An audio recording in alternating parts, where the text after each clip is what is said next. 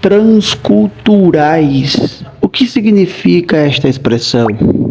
De acordo com Wagner Gabi, em seu livro Até os Confins da Terra, missões transculturais implicam o esforço de a Igreja transpor fronteiras, ir além do campo de atuação, cruzar barreiras geográficas, línguas, costumes, religiões, etnias, tornar a Igreja acessível para cada um dos povos não alcançados e permitir que eles entendam a mensagem e nossa missão enquanto Igreja.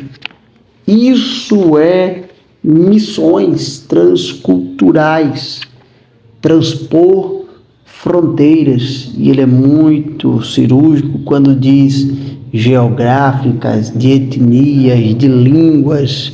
Então, nós entendemos que, de um modo mais amplo, missões é transpor as fronteiras, em virtude de que sobre a Igreja existe a grande comissão. E o que é a grande comissão? É a missão dada à Igreja para fazer discípulos, pregar o Evangelho a toda a criatura. Temos que entender que isso não é uma recomendação de Deus, não é colocada para a Igreja como uma opção de escolha, mas como uma determinação. É uma determinação que está sobre a Igreja pregar o Evangelho e fazer discípulos. E para isso é preciso transpor fronteiras geográficas, de etnia, de culturas e também de línguas. Além disso, existem outras fronteiras que também precisam ser vencidas. As fronteiras do meu eu, dos meus sonhos, dos meus projetos, da minha zona de conforto. Somente uma igreja que está inflamada pela obra missionária, pelo chamado de Deus, entende isso que eu estou falando. Porque para fazer missões é preciso deixar o nosso eu de lado, se abnegar dos nossos sonhos, dos nossos projetos. Quantos missionários não estão pregando a palavra de Deus, fazendo a obra do Senhor neste momento, mas que para isso teve que deixar a rede e ir imediatamente seguir a Jesus. Quando Jesus chamou alguns dos seus discípulos, eles estavam pescando, viviam da produção pesqueira, e Jesus chama eles: venham, me sigam.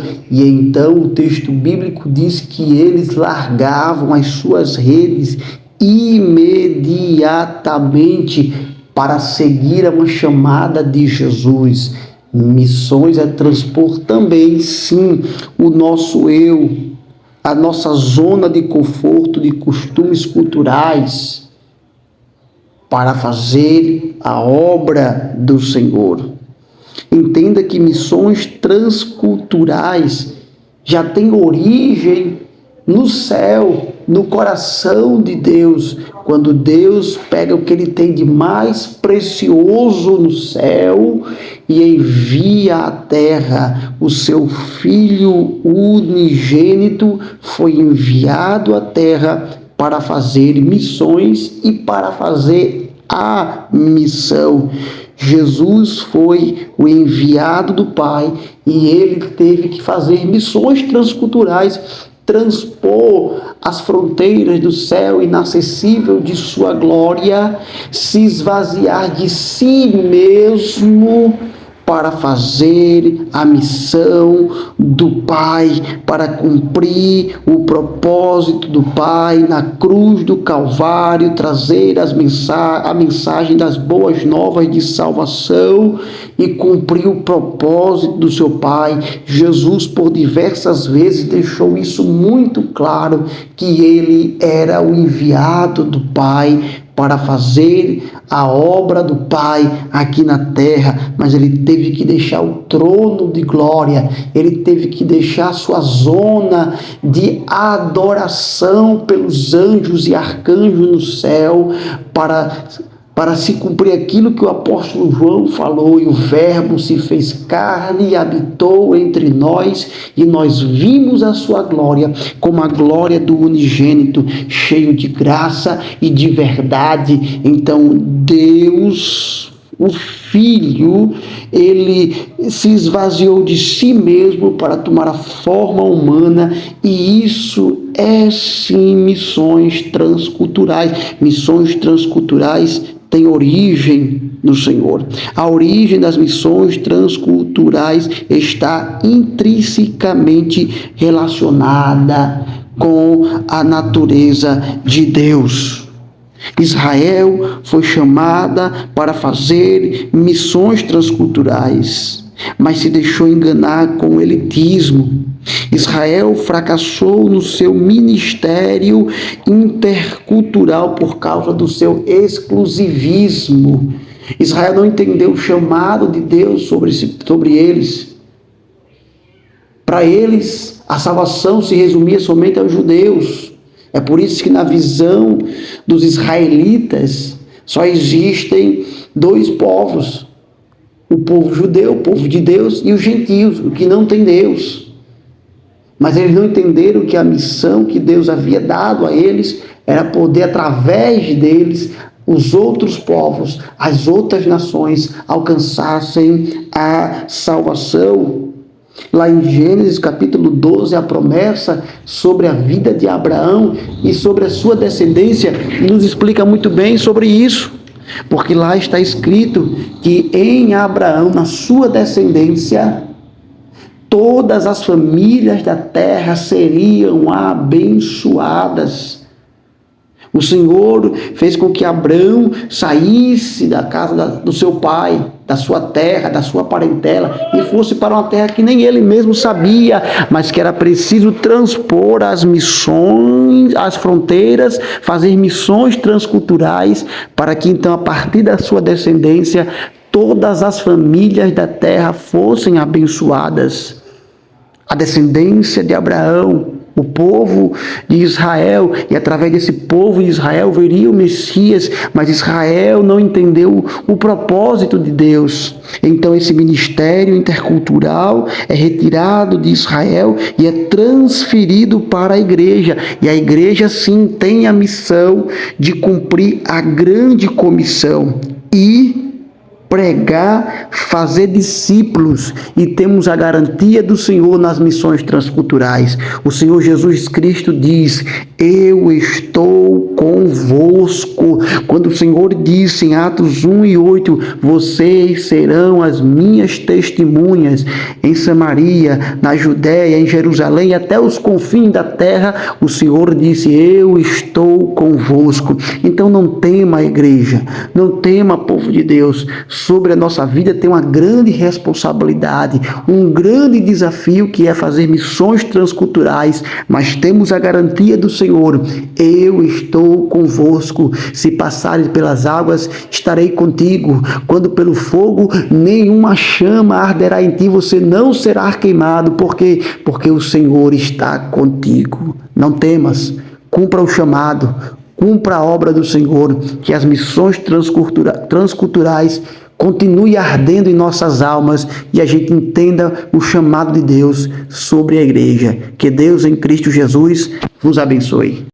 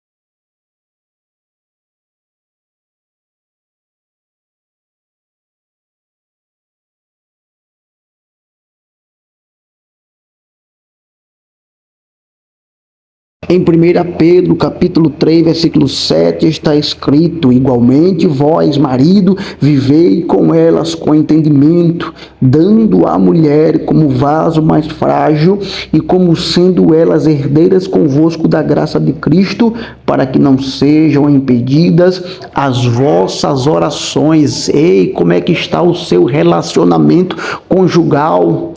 Como é que está o seu tratamento, marido, para com a sua esposa? Pois é, não adianta ir para a igreja, para o matutino, orar, para as consagrações, se você não valoriza o que está dentro da sua casa, a sua esposa, e claro, também a esposa que não valoriza o seu esposo.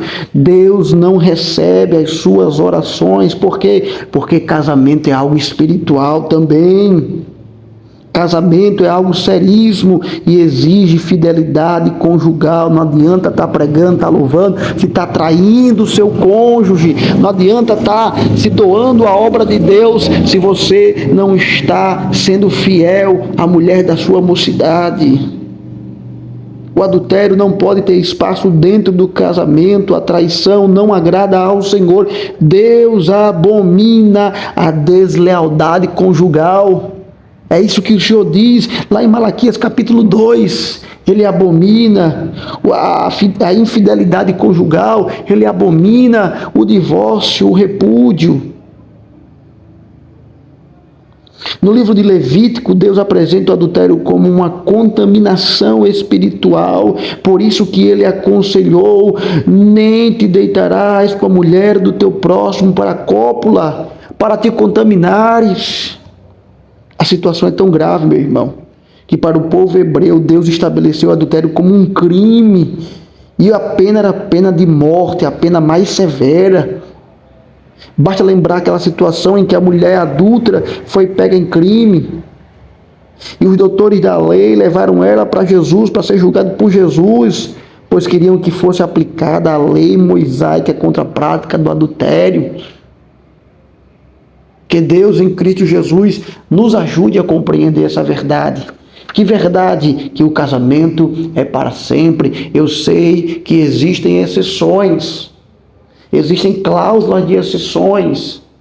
No próprio texto de Mateus, capítulo de número 19 que nós lemos, lá tem uma cláusula. Quando a vítima sofreu adultério, ela tem a legalidade para se divorciar e poder entrar em um novo casamento sem estar em pecado diante do Senhor. Em 1 Coríntios capítulo 7 também existe outra cláusula do casamento misto. Se o descrente não te quer mais, então vá viver em paz. Deus também permite esse divórcio. E existe outro modo de se entrar em um novo casamento, que também é a morte. Tirando essas exceções, em regra, no plano original de Deus, não cabe o divórcio. Casamento é para sempre. Que Deus em Cristo Jesus abençoe a sua casa, abençoe o seu lar, abençoe a sua vida, em nome de Jesus.